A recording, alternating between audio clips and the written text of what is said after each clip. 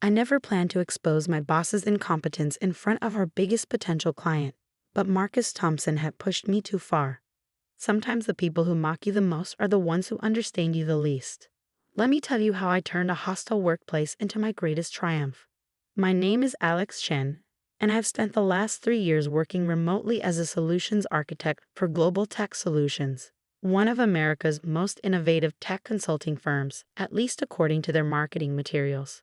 The reality was quite different, especially under Marcus Thompson's leadership. I still remember my first encounter with Marcus' prejudice against remote workers. It was during a video call 6 months ago, when he took over as our new VP of Operations. "So you're one of our virtual employees," he said, his lips curling into a slight sneer, as if the word left a bad taste in his mouth. "Must be nice working in your pajamas while the rest of us handle the real business in the office." I maintained my professional smile, the one I perfected over countless video calls. "Actually, I've managed to secure 3 of our largest contracts while working remotely, sir. The Singapore project alone." Yes, he cut me off, waving his hand dismissively. "But imagine what you could achieve if you were actually committed to the company culture. We need people in the office where real innovation happens." What Marcus didn't know, what none of them knew, was that while they were busy playing office politics in their glass-walled conference rooms, I was building something revolutionary, something that would either secure GlobalTech's future or expose its biggest weakness, depending on how the next few days played out. The quarterly meeting last Tuesday was where everything came to a head. I had spent months developing a new AI-driven project management system, one that could revolutionize how global teams collaborate. It wasn't just software, it was a complete paradigm shift in remote work capability. The conference room was packed with in-office employees, their faces a mix of boredom and barely concealed disdain as my video feed appeared on the main screen. Marcus sat at the head of the table, scrolling through his phone, barely paying attention as I began my presentation. The Remote Sync System, or RSS, represents a fundamental shift in how we approach distributed team management, I explained, sharing my screen to demonstrate the interface. Early tests show a 40% increase in project completion rates and a 60% improvement in team communication efficiency. That's when Marcus decided to make his move. "Alex," he interrupted, his voice dripping with condescension, "while I appreciate your enthusiasm, we're not interested in tools that enable more remote work. In fact," he smiled, looking around the room for support, "we're planning to eliminate remote positions entirely. Real innovation requires real presence." The room erupted in supportive murmurs and knowing chuckles. Marcus had been building to this moment, I realized.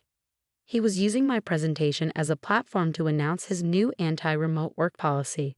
"Remote workers like you are just lazy freeloaders," he continued, warming to his theme. "Hiding behind screens, probably running side businesses while collecting our paychecks. It's time for GlobalTech to move forward with people who are truly committed to our success." The old me might have backed down, might have apologized and tried to defend the basic concept of remote work. But I wasn't that person anymore, because Marcus had made one crucial mistake. He hadn't bothered to check who was actually attending Friday's client presentation with Quantum Dynamics, the $50 billion tech giant that was looking for a new solutions partner. "That's an interesting perspective, Marcus," I said calmly, my voice cutting through the laughter. "Let's see what happens at Friday's global client presentation." Marcus's smile faltered slightly. "What are you talking about?" "Oh, didn't you know? Quantum Dynamics specifically requested that I lead the presentation of our new collaboration tools. Their CEO was quite impressed with the preliminary RSS demo I showed their tech team last month." The room fell silent. Marcus's face went through a series of interesting color changes. That's impossible," he stammered. "I'm handling the Quantum Dynamics account personally. They're looking for traditional enterprise solutions, not some remote work fantasy." I smiled, thinking about the emails saved in my private folder, the ones that would prove very interesting to both our board and Quantum's executives. "We'll see on Friday, won't we? Now, if you'll excuse me, I have some final preparations to make for the presentation." I disconnected from the call, but not before seeing Marcus frantically typing on his phone, likely trying to figure out how he'd missed something this big. What he didn't know, what none of them knew, was that RSS wasn't just a project management system. It was a complete digital transformation platform, one that I'd been secretly testing with some of Quantum's development teams for the past 3 months. And on Friday, they weren't just coming to see a presentation, they were coming to sign a $50 million contract that would change everything. As I sat in my home office that evening, surrounded by monitors showing the final testing phases of RSS, I couldn't help but smile. Marcus thought he was eliminating remote work. Instead, he was about to learn a very expensive lesson about underestimating people he couldn't see. My phone buzzed. A message from Sarah in HR. Marcus is on a rampage. He's trying to access all your project files and documentation. Whatever you're planning, be careful. I thanked her for the warning, but I wasn't worried. Every line of code, every test result, every communication was carefully documented and secured. Marcus could search all he wanted. He wouldn't find anything until I was ready to show it. The next 2 days were a blur of preparation and careful maneuvering. Marcus made multiple attempts to contact me, first with demands, then with threats, and finally with a desperate offer of a promotion if I would collaborate with him on the quantum presentation. I ignored them all. Instead, I focused on fine-tuning the final demonstration that would either make my career or end it spectacularly. There would be no middle ground after Friday. As I reviewed the presentation one final time on Thursday night, my phone rang. It was Lisa, my mentor from my early days at GlobalTech. "Alex, are you sure about this?" she asked, concern evident in her voice. "Marcus has powerful friends in the industry. If this goes wrong—" "It won't," I assured her. "Everything is documented, validated, and ready. By this time tomorrow, GlobalTech will either embrace the future of work or they'll watch their biggest competitor do it instead." After we hung up, I walked to my window, looking out at the city lights. Tomorrow would change everything, not just for me, but for every remote worker who'd ever been dismissed, doubted, or disrespected. I thought about all the late nights, the missed weekends, the endless iterations and improvements I poured into RSS. Marcus thought remote workers were lazy freeloaders. Tomorrow he'd learn just how much someone could accomplish from behind a screen. As I made final checks on my presentation setup, I received one last email from Quantum's CEO. "Looking forward to tomorrow, Alex. Your RSS platform is exactly what we've been searching for. Let's show GlobalTech the future." I smiled, thinking about Marcus's face when he realized just how wrong he'd been. Sometimes the best revenge isn't confrontation.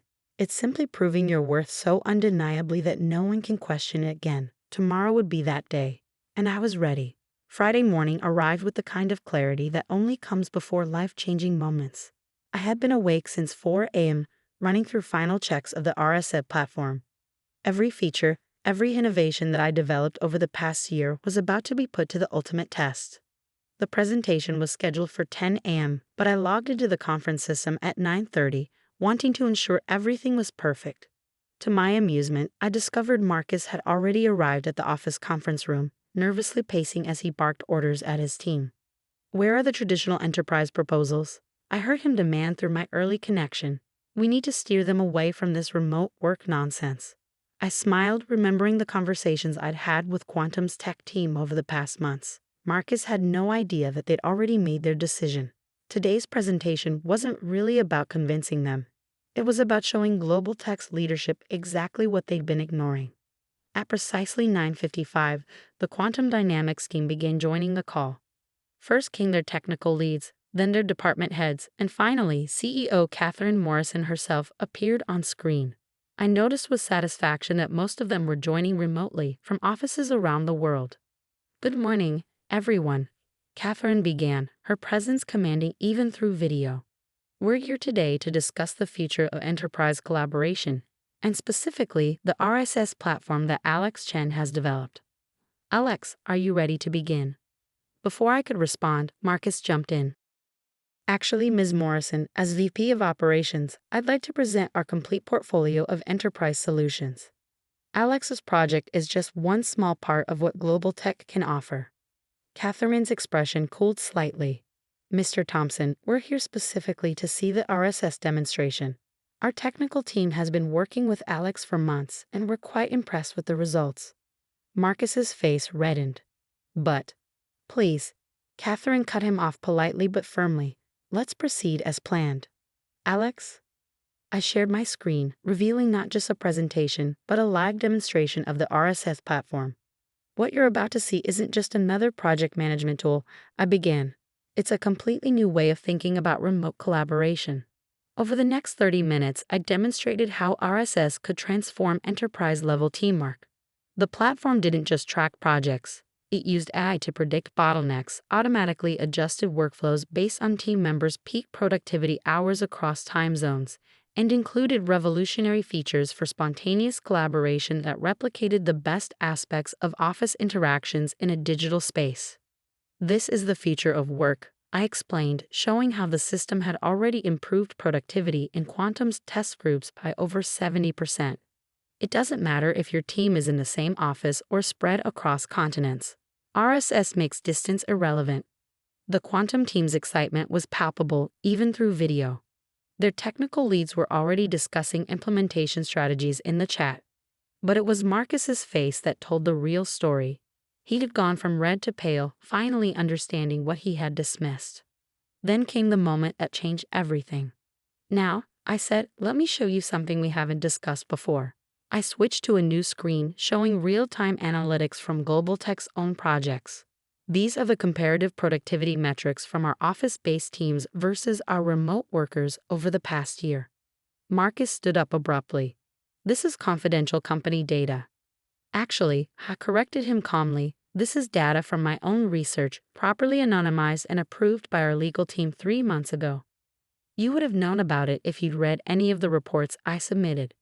The graphs told a clear story. Remote workers were outperforming their office-based counterparts by significant margins, especially in complex problem-solving tasks and client satisfaction metrics. But that's impossible, Marcus uttered. Remote work decreases productivity. Everyone knows that. Catherine Morrison's voice cut through his protests. Actually, Mr. Thompson, our own research shows similar results. It's one of the reasons we're so interested in the RSS platform. Alex, please continue. The next revelation hit like a thunderbolt. Using RSS's advanced analytics, I continued, we discovered that teams with the most flexibility and remote work options consistently delivered the highest value solutions to clients. In fact, the Singapore project that Marcus dismissed earlier, it was completed 40% under budget and earned GlobalTech its highest client satisfaction rating ever. The room fell silent as I pulled up the final slide. Quantum Dynamics isn't just looking for a new tool, I said, looking directly at the camera. You're looking for a partner who understands the future of work. That's why I'm pleased to announce that RSS isn't just a GlobalTech product.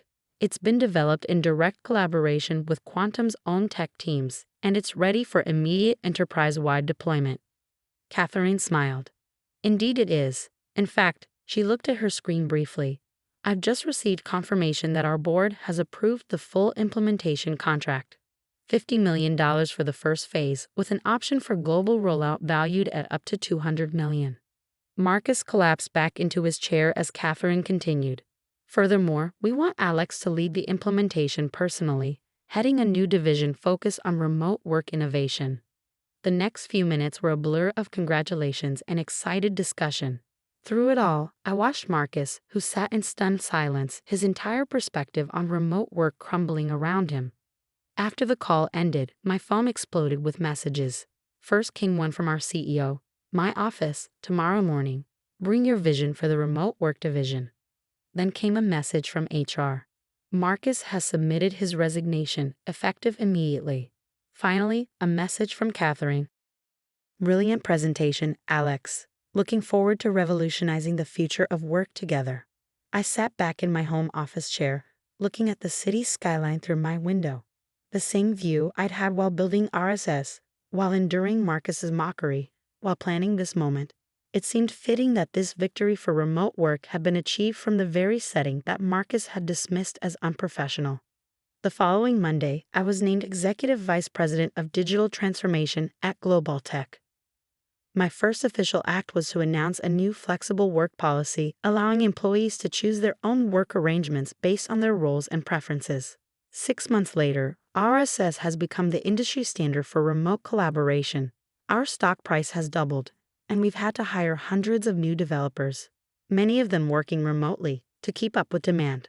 Marcus, Last I heard, he was trying to launch his own traditional consulting firm, still insisting that real work can only happen in an office. Good luck with that. As for me, I still work primarily from home, though I do enjoy visiting our offices occasionally.